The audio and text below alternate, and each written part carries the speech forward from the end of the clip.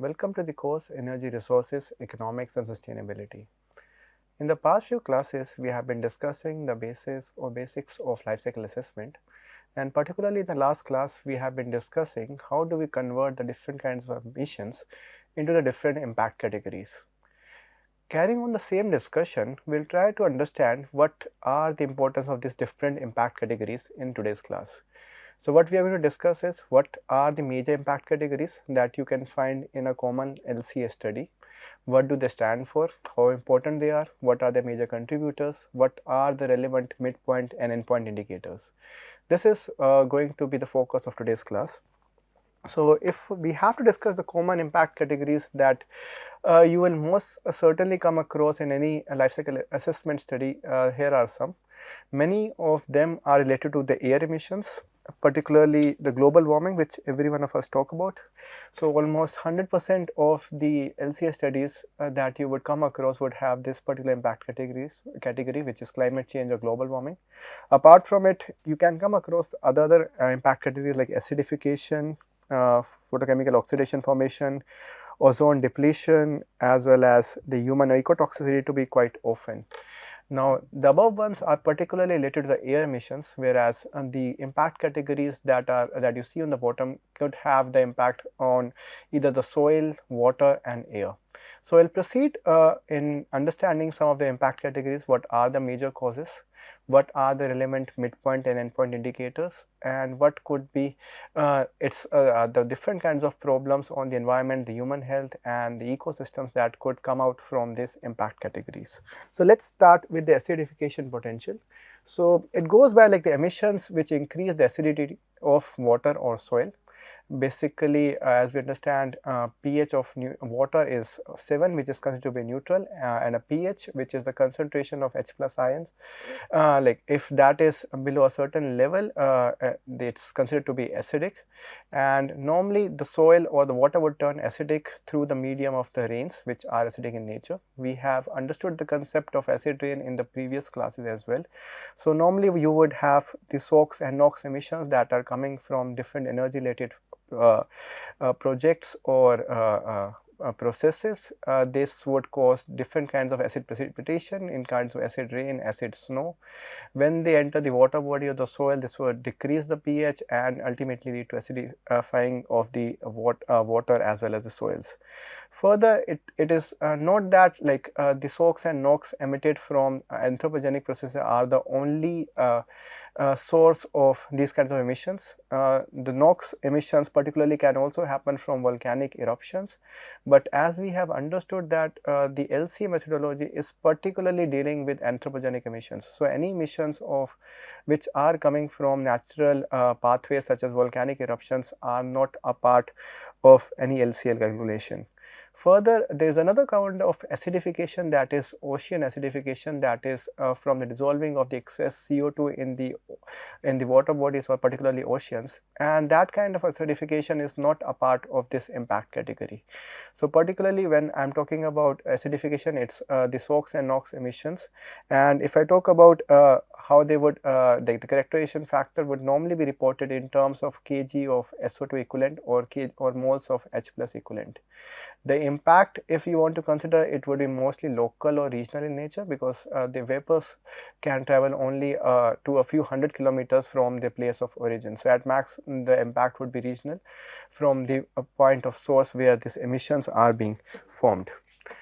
If I consider about the major sources of these impacts, of course, fuel combustion leading to electricity or different modes of transportation is a major source of the SOx and NOx. And further, we can also get considerable emissions from the agricultural sector, which comes out in the form of ammonia. And if I talk about the major substances, it is particularly the SOx and the NOx emissions almost equally coming out from the different kinds of fuel combustions. If I talk about the midpoint, it would be the increased acidity of the soil and the water bodies that would be that happen to be nearby. And if you talk about the endpoints, this would particularly be affecting the different organisms. The plants, as you can see in the picture here, like much of the forest has been destroyed, and it would also have a great consequence on the different buildings. Particular would be the buildings which have an archaeological value or the heritage buildings which have been there for a couple of hundred of years, and people attribute a lot of history to those buildings, so they get destroyed. You can see the effect of acid rains on a building like this.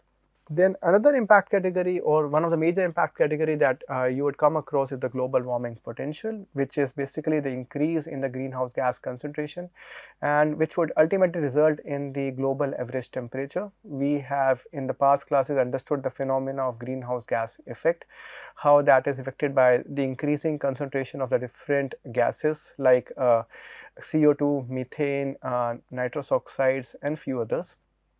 And we also understand that it's not that we can do away with these greenhouse gases altogether. These gases are very important for our survival, but an increase in the concentration of this gas in the atmosphere also does have consequences which are not very good for the future generations.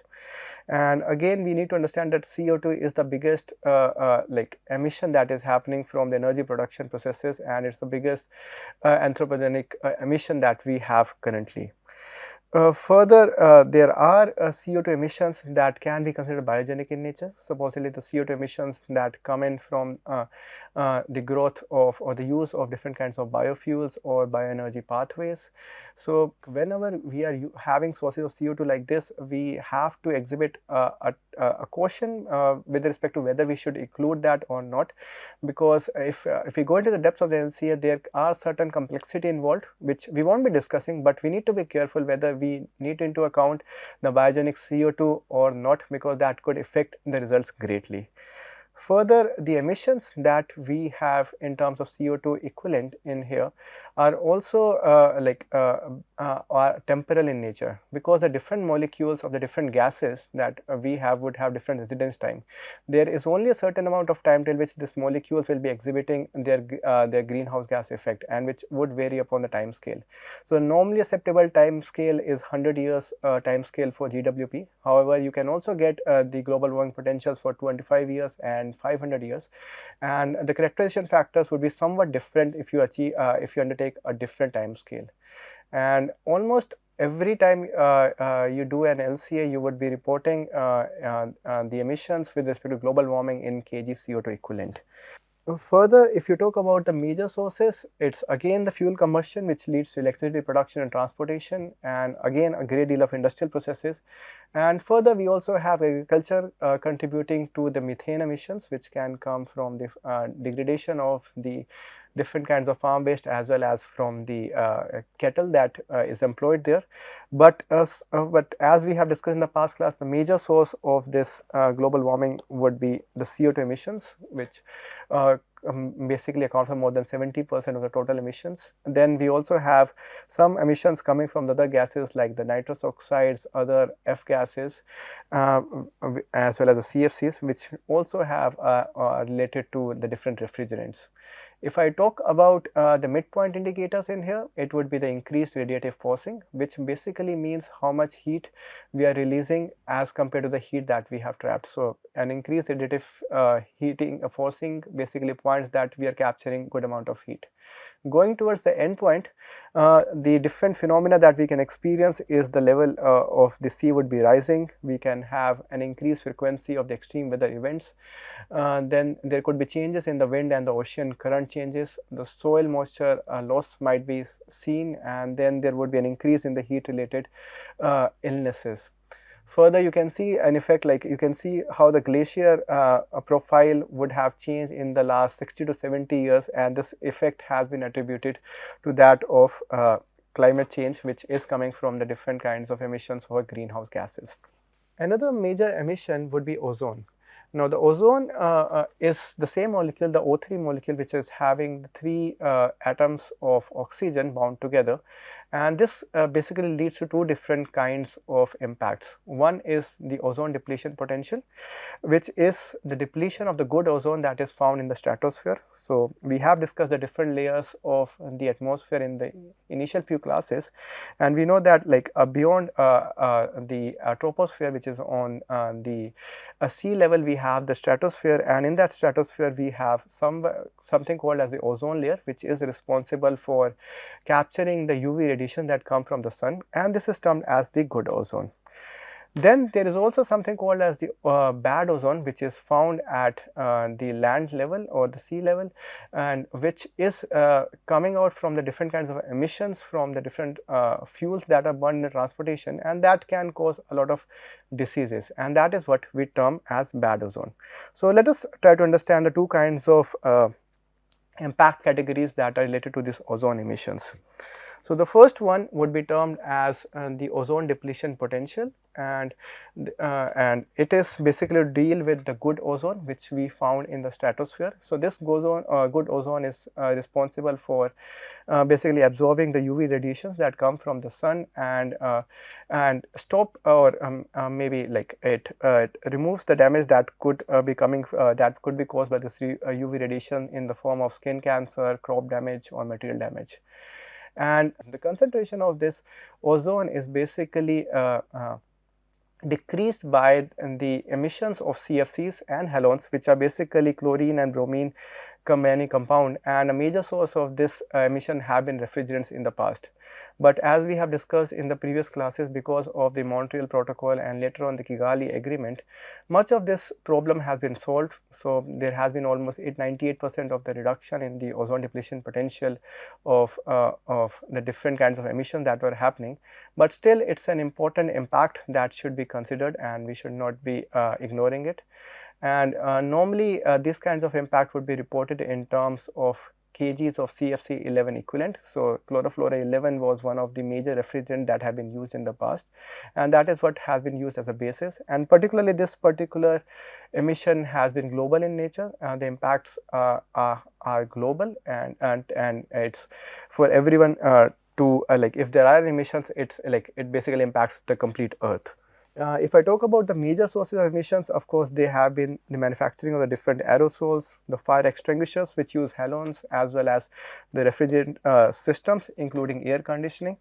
So if you talk about the chemicals, there are the different chemicals. You find CFC 11 here on a similar CFC 12. The different halogens are used in the fire extinguishers. So these chemicals, when they reach the stratosphere, the chlorine on the bromine ions in this react with the O3 molecule, break it down and make different chemicals.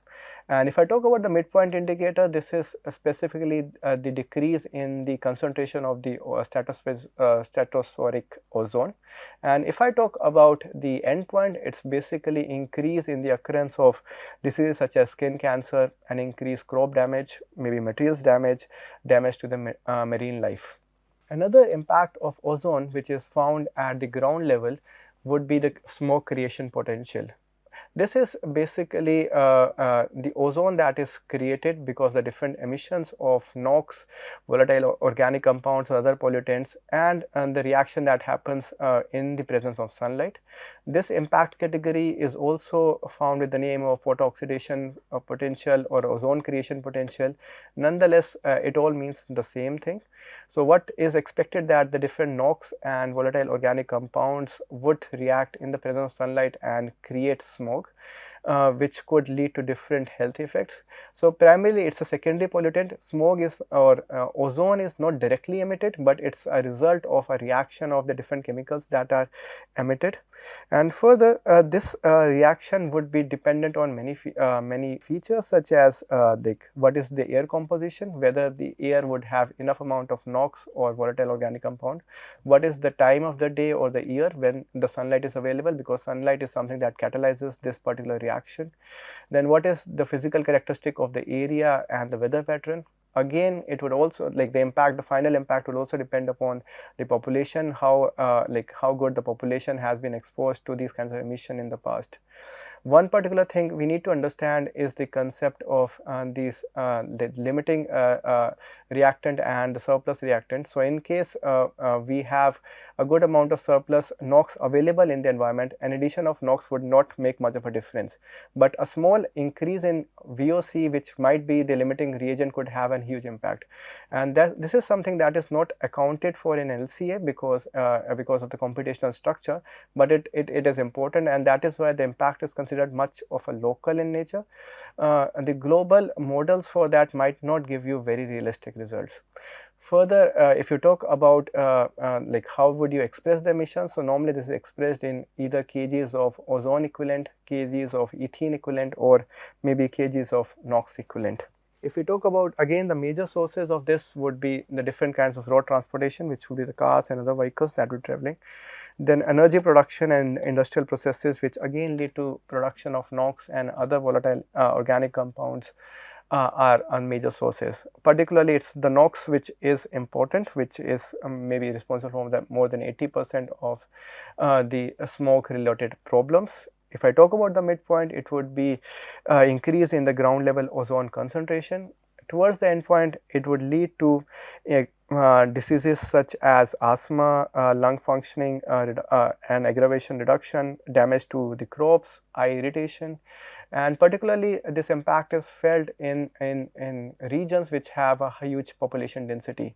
So what you see in the figure here is like the smoke production in the US, which is related to the places where you have the higher population density. The smoke is found maybe a higher concentration in places which have a higher population density. Then if we talk about to move to other kinds of emission categories which affect the soil and the water bodies, one major impact categories that you're likely to come across is the eutrophication potential. So when I say eutrophication, I am basically referring to over nutrification, and this is why this kind of impact is sometimes also called as nutrification potential.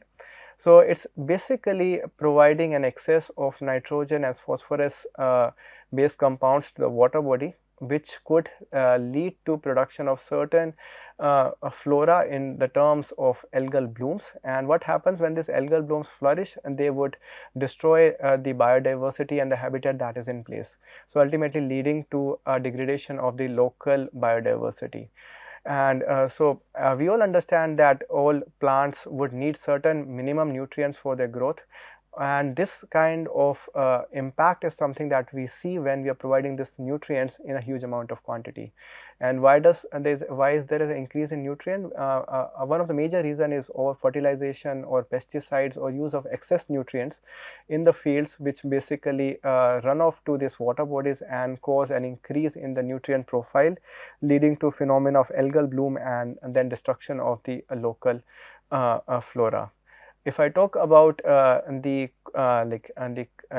unit in which they would be reported, it would normally be like phosphorus based unit for fresh water, so kgs of phosphate equivalent, or and then if I talk about the marine environment, this would be kgs of nitrous ion equivalent.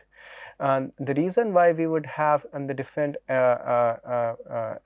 kinds of units for different kinds of water bodies is because normally the freshwater bodies are have quite excess of nitrogen ions, but are limited in terms of phosphorus. So any impact of phosphorus is expected to make a greater contribution as compared to the nitrous compound introduction, and the opposite is true for the marine water bodies, which are found to be rich in phosphorus but not very rich in nitrous. But of course these these statistics might not apply equally everywhere. So this is why a degree of caution has to be there when you are using or applying these kinds of characterization factors on a regional or a global scale.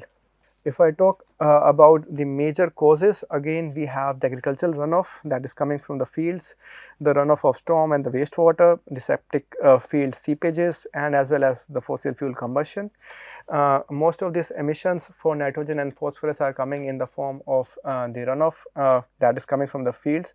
Further, we also see that the emissions of NOx and ammonia that can come from the different kinds of combustion also can have an impact on eutrophication, such that these chemicals are absorbed by water and then enter the water bodies through some means.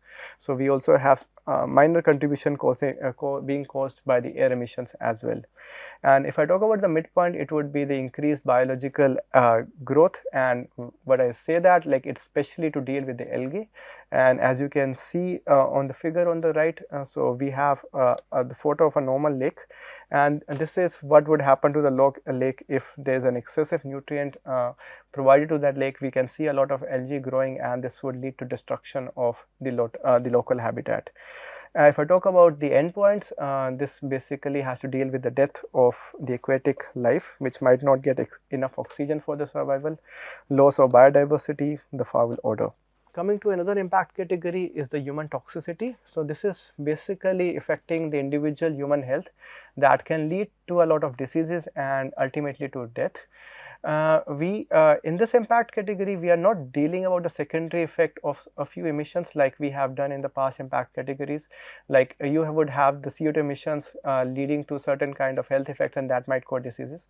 So, herein we are not leading to indirect effect, but the direct effect of a certain chemicals which if inhaled or ingested by the human body could lead to different kinds of health effects. So, we are just talking about the direct effects, and further this impact category could be bifurcated into the carcinogenic and the non-carcinogenic effect. So, normally in using the different methodologies, you are going to come across like human toxicity carcinogenic and human toxicity non-carcinogenic. Further, we are also talking about the large scale impacts. We are not talking about the facility specific ones like the occupational health hazards. We are not talking about a particular factory and what could be the results of the chemicals just in that factory, but we are looking at this at a bigger scale. And specifically we are looking at the ingestion of the different organic chemicals and metals that can come up from the different processes.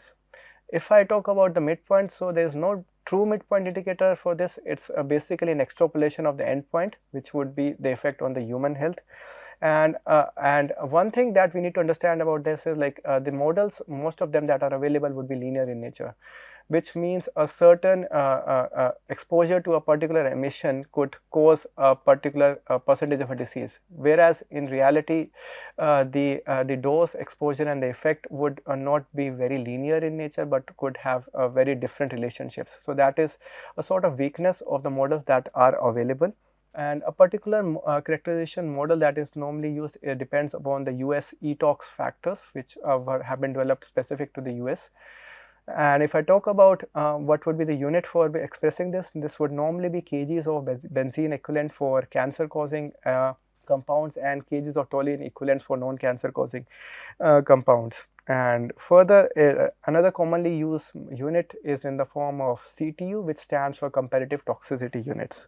If I talk about like what are the major places from which the emissions for human toxicity take place, it again has to do with mining, agricultural, manufacturing and the energy production.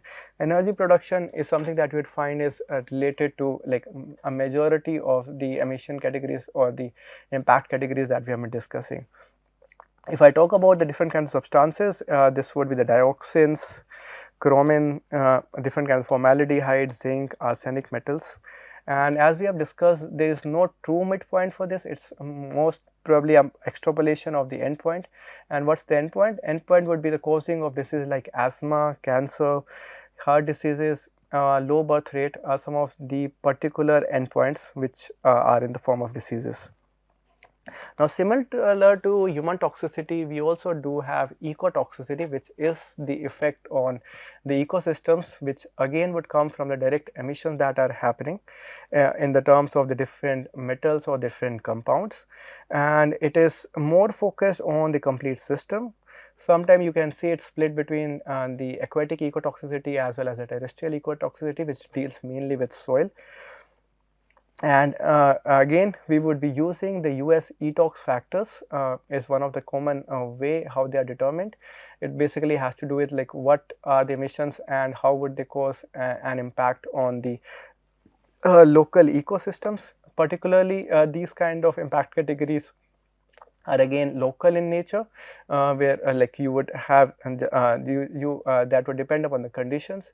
Further, no true midpoint exists here as well, and it's like it's based on a few species and then the system is extrapolated. So, we have a considerable range of uncertainty in this particular impact category. If we talk about the unit in which it's expressed, one of the common unit is 2,4-D, which basically stands for 2,4-dichlorophenolic acetic acid, which is a common herbicide. And particularly in the later versions of different methodologies, they are also keen on using the CT unit, which is the cumulative toxicity unit. if you talk about how these emissions are taking place, again we have the same industries, the mining, agricultural, manufacturing and industry production, energy production. The major substances that would cause these kinds of emission would be the zinc, copper, organic chemicals. Midpoint would be hard to estimate, and what we are more concerned about the decreased population and the decreased biodiversity in the ecosystems, and that is the endpoint that we look for in this kind of impact category. Further, there is another impact category that is you would come across, and that has to do with the release of particulate matters. Now, these particulates are agnostic of the substance or the atoms or the compound that they are made of. So, it is basically the size of the particles that we are more concerned about rather than their composition. So, if I go with the definition, it is the health issues related to the increased aspiration of very small particles. So, what we are talking about here is the particles of PM 2.5 and PM 10. So, basically this is PM 10 refers to 10 microns and 2.5 microns of particles. So, just for an visualization, so here you have the size of a normal sand particle that you might come across on a beach, and this is how a hair would look like magnifying. And if I am talking about PM 10, this is how small the PM 10 would look like, and within that PM 10 you can have almost 4 PM 2.5 particles. So, this is the type of size that we are looking for, and when these kinds of particles would be inhaled by the humans, it can lead to different kinds of diseases, starting with the lung diseases and ultimately leading to severe diseases such as cancers. So, who are much susceptible to these diseases? This would basically be children, elderly, and those with a disease like asthma. And the normal midpoint indicators that would be used would be kgs of PM 2.5 equivalent or kgs of PM 10 equivalent. And normally again the endpoint that would be used for these kinds of impact category would be DALYs, which basically is disability adjusted life years, which takes into account both the mortality and the morbidity that can come as an effect of the inhalation of these particles. Again, if I talk about what are the major sources of this kind of particulate matter emissions, this could come from the fossil fuel combustion, burning of open burning of wood, and the dust that can come from roads as well as fields. We can have almost similar amount of emissions coming from both PM 10 and PM 2.5. And again, I would like to repeat, we are not much concerned about the constitution of this particles. We are more concerned about the size, and of course we can have significant emissions from SOx and NOx. Midpoints, as we have discussed, would be the increased exposure to particulate matter, finally leading to endpoint effects like human health effects, increase in asthma, lung function problems, and extreme diseases such as cancer.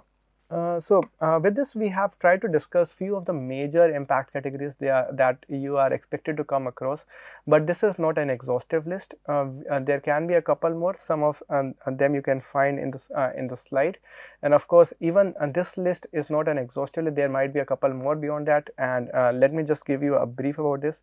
There are some LCA studies that would also focus upon the radiation potential of the different radioactive material that might be used.